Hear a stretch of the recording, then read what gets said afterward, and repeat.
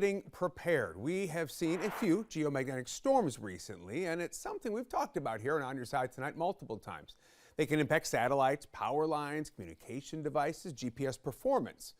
With those implications, if something severe happens, are we ready for it?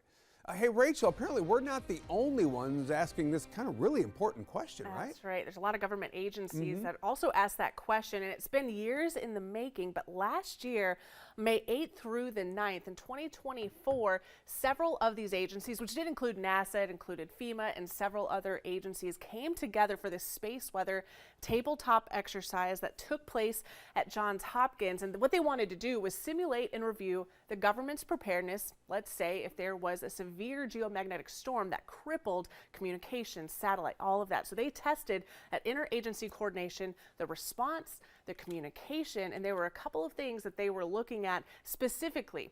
Let's just say this is what they simulated. There was intense radiation exposure to satellites, to astronauts, and even commercial aviation, so flights that would be impacted by that. Certainly radio communication. If there were outages and if there were disruptions to that, if GPS was struggling and couldn't get GPS to work, if there was no communication to satellites, and if there were power outages, which did include even certainly railroads and pipelines and all of these big time things, I would see some big time impacts from any of these. And so there's the outcomes from this particular test bed, this tabletop exercise, that they need meaningful and more understandable space weather notifications to just help some of those local emergency managers get all of this information out, and for that rapid response.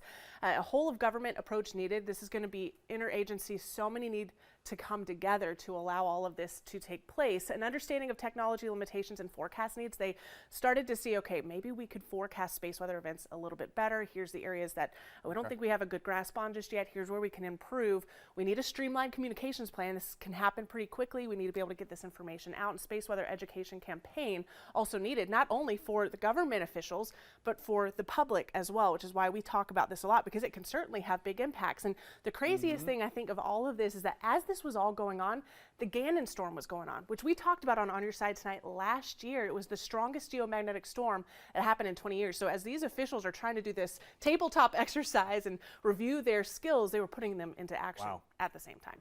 A lot to learn still, obviously, through so all much of this. I could go on for this report. I tried to sum it up in about a minute 45. I don't know if I did well. No, I better understand it now. I think we all do. Information about it, yeah. Good stuff as always. Rachel, appreciate you.